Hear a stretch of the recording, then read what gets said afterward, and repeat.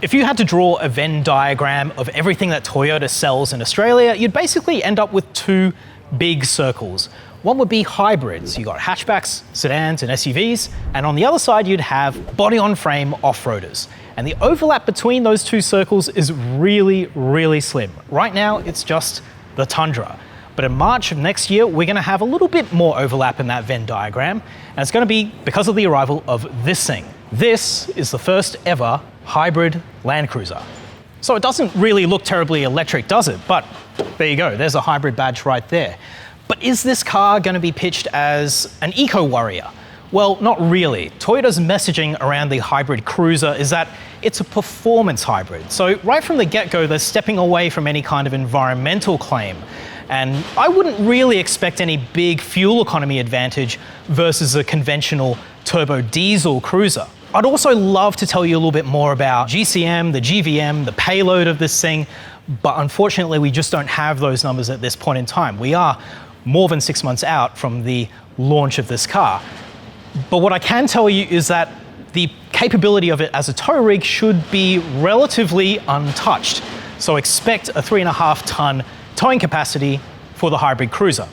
You can also expect a pretty huge jump in both power and torque. Toyota Australia hasn't confirmed those numbers for our market just yet, but figures from the Middle East, where the LC300 hybrid has already launched, suggest peak power outputs of 340 kilowatts and peak torque of 790 newton meters. Those headline numbers are from the combination of a 305 kilowatt and 650 newton meter 3.5 litre twin-turbo petrol V6 and a single electric drive motor with 35 kilowatts and 290 newton meters. Power from both the combustion engine and the electric motor gets sent to all four wheels via a 10-speed automatic, and the hybrid cruiser can drive at speeds up to 30 kilometers an hour on electric power alone.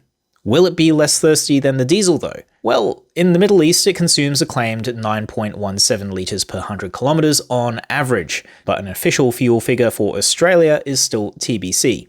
We're also not sure whether it will have the same 110 litre fuel capacity as the diesel either, or whether it will settle for the 68 litre tank from the Middle Eastern hybrids. You can, however, bet on it having the same degree of off-road chops as the diesel. We drove a GR Sport spec pre-production vehicle and all of its traction-enhancing features were all present and functioning just like they do in the diesel. The main difference being the cabin is a much quieter place when attacking some off-roady obstacles. Do note, however, that in Australia, the hybrid will initially only be offered as a 5-seater, either in Sahara ZX or GR Sport trim. That doesn't have anything to do with the hybrid's packaging, mind you, as those in the Middle East can have theirs in a 7-seat configuration. Now, speaking of packaging, the hybrid's nickel metal hydride battery sits under the boot floor and doesn't impact on any other mechanical bits, but it does appear to push the spare wheel a few centimeters lower, so expect a slightly compromised departure angle with the Cruiser hybrid. Other than that, it easily walked over the fairly moderate off-road challenges at Toyota's proving ground.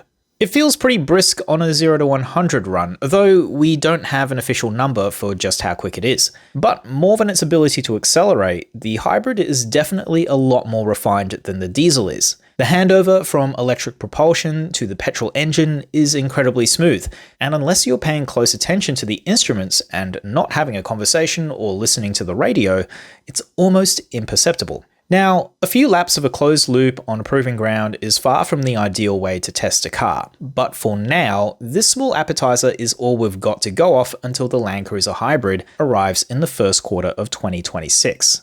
Price, you ask? We wish we knew, but with it only being offered in high-grade Sahara ZX or GR Sport trim, it's highly likely that it will wear an RRP on the wrong side of $150,000 and potentially push $160,000.